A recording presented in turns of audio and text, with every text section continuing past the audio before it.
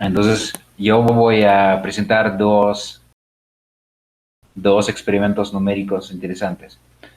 Entonces, el primer experimento, sabemos que hay un número finito de ideales de norma acotada. Entonces, una pregunta muy natural que uno puede hacer es cómo se comporta esta función. ¿Cuántos ideales hay de norma menor o igual que n? Y pues aquí yo hice unos cálculos para los enteros de Gauss y me salió pues aquí esta gráfica que significa que pues pues esto se ve como un código barra, ¿no? Pero pues porque pues aquí es algo discreto, ¿no? Para cada n yo estoy poniendo pues una línea que representa cuántos ideales habrá de norma menor o igual que n, ¿no? Y pues probablemente ustedes pueden hacer algunas observaciones acerca de esta gráfica que me salió, ¿no? Pues como que se nota. ¿Cuál es el patrón más o menos que se ve? Eh, Parece así como lineal, ¿no? Pues es lineal, pero como asintóticamente, ¿no?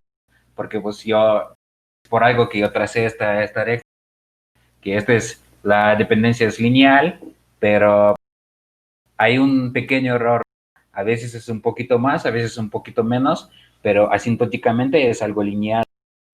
Y esto, en este caso particular, no es difícil explicar por qué la dependencia es lineal, porque los ideales son principales y pues si tomamos un ideal generado por a más bi, pues su norma es a al cuadrado más b al cuadrado. Y pues también sabemos que los ideales generados por números asociados pues coinciden.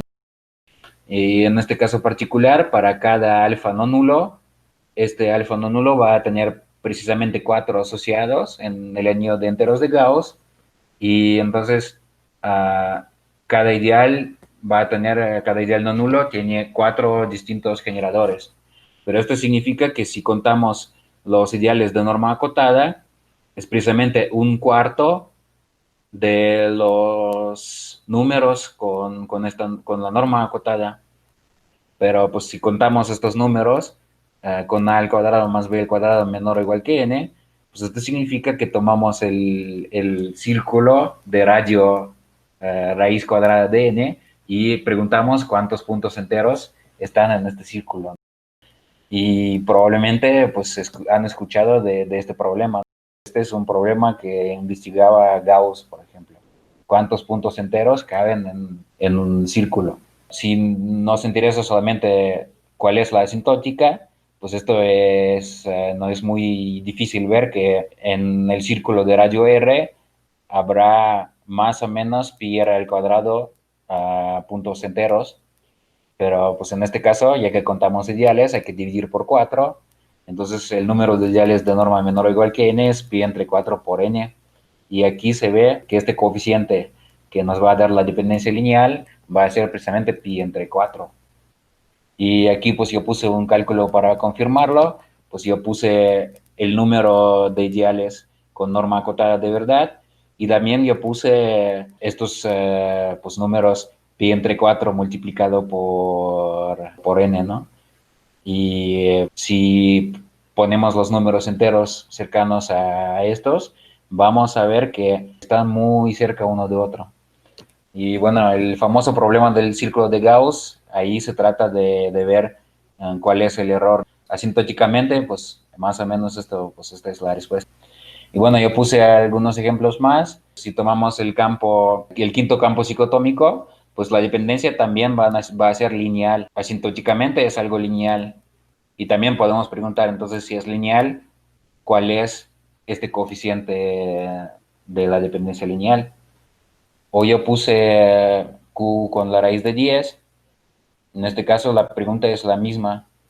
Se ve que es algo lineal, entonces pues ¿cuál es el coeficiente, no?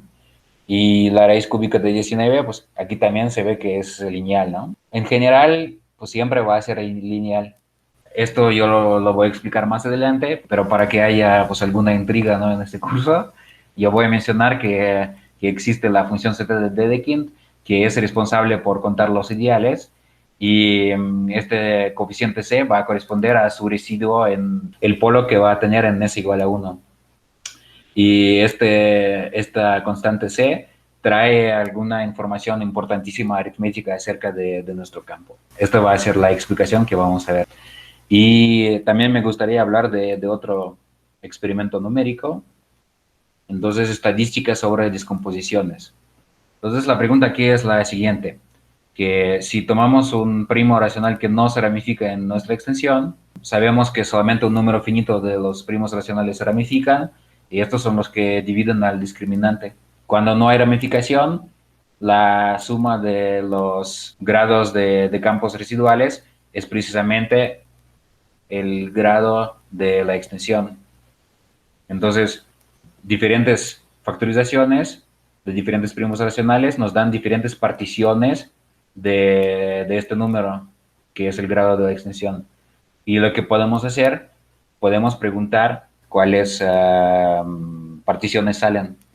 Y aquí yo hice un cálculo, yo tomé el campo Q con la raíz cúbica de 2 y la tercera raíz de la unidad. Esta es una extensión de Galois, de hecho. Aquí los primos que se van a ramificar son 2 y 3. Y luego si sacamos diferentes factorizaciones, estos nos van a dar particiones de acuerdo con los grados de campos residuales. Y se ve que las particiones que salen son o 2 más 2 más 2, o 3 más 3, o pues 1 más 1 más 1 6 veces, ¿no? Al parecer no hay otras posibilidades, porque salen solamente estas. Esto lo vamos a explicar pues en la siguiente sesión o la siguiente semana. No es una pregunta difícil. Esto pues se debe al hecho de que la extensión es de Galois, por esto los grados de campos residuales van a coincidir. Pero lo que sí es interesante es ver cuál es la estadística. Entonces, aquí lo que estamos haciendo, tomamos los primeros n números primos y contamos cuántas particiones salen en las factorizaciones de los primeros n primos.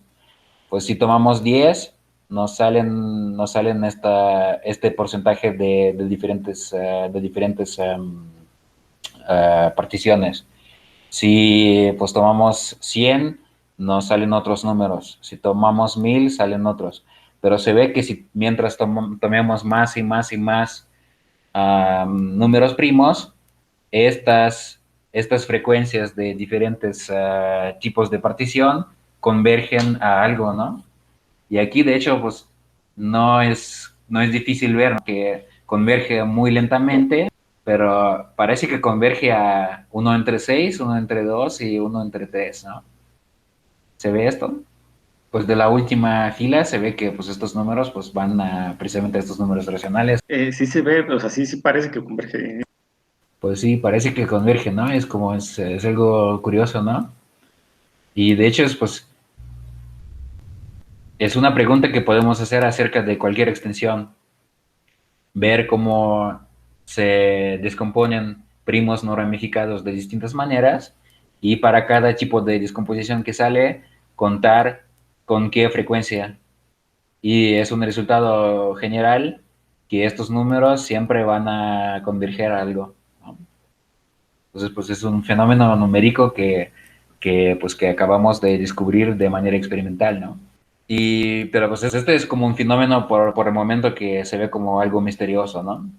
Y pues podemos ver lo mismo, pero para los campos ciclotómicos, y ahí pues ya no habrá tanto misterio porque ya vimos cómo se factorizan en general los primos en cualquier extensión ciclotómica. Y pues por ejemplo, aquí yo tomé el séptimo campo ciclotómico, y el resultado general nos decía que el tipo de factorización va a depender solamente del resto de P módulo 7. Entonces, específicamente los grados de los campos residuales siempre van a ser los mismos, y estos van a ser van a corresponder al orden de P módulo 7.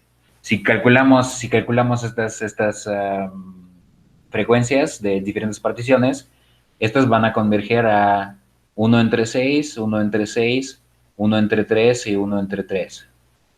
Y aquí, pues, ¿cuál es la explicación, no?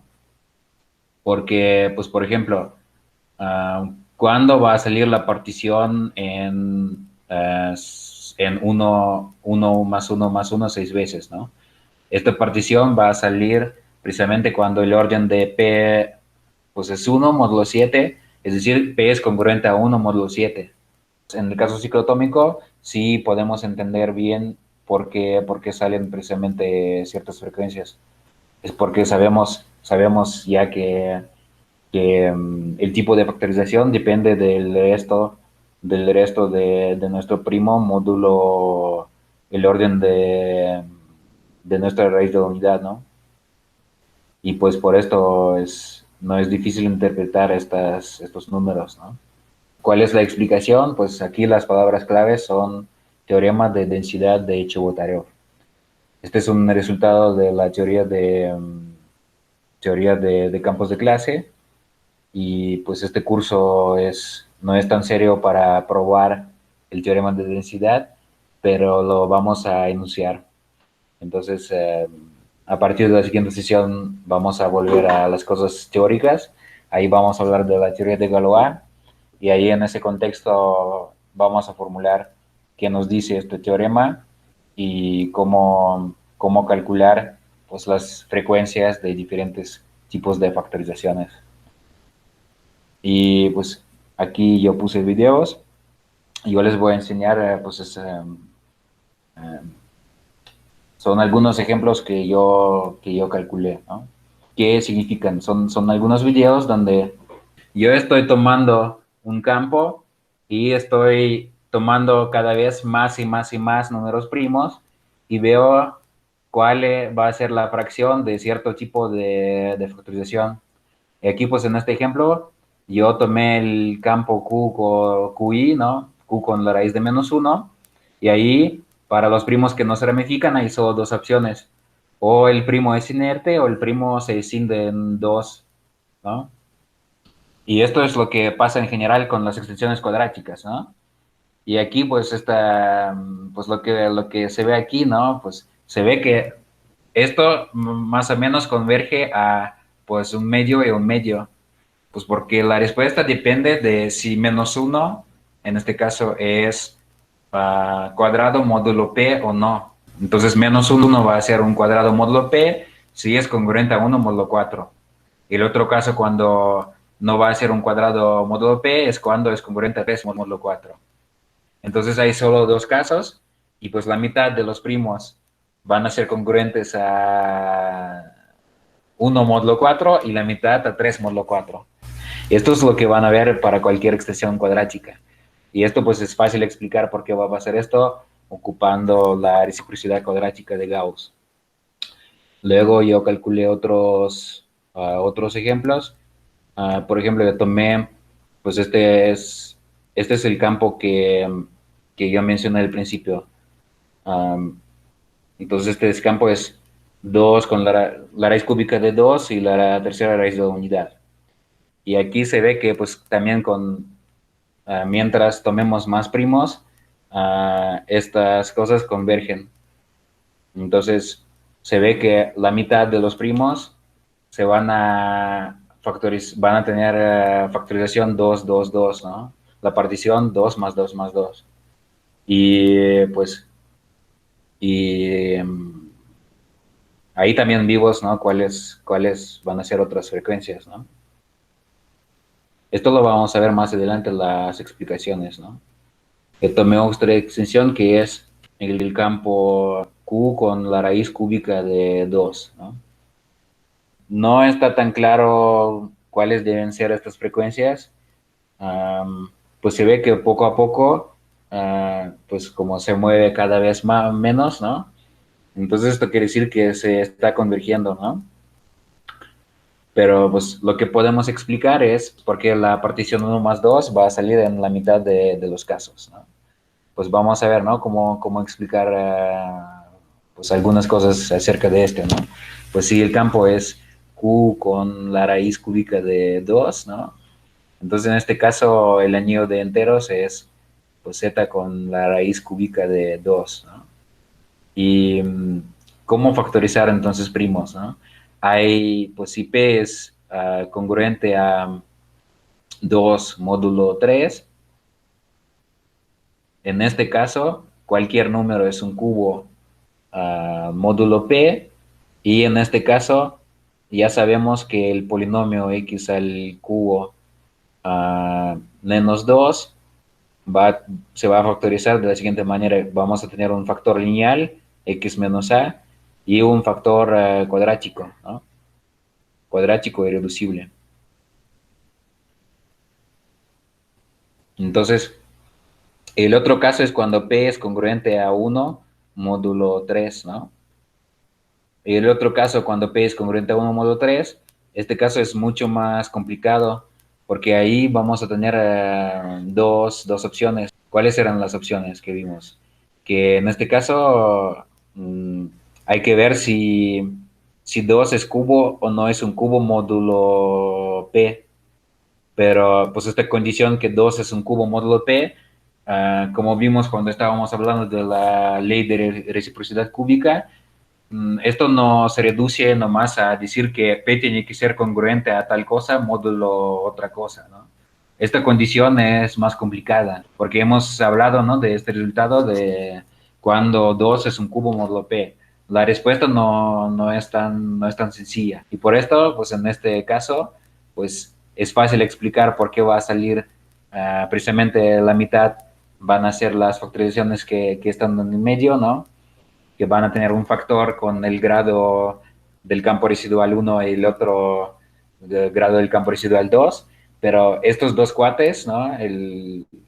Cuando los primos van a ser inertes y cuando se van a escindir en tres ideales primos, pues esto no, de hecho no está tan claro pues, con qué frecuencia va a salir esto, ¿no?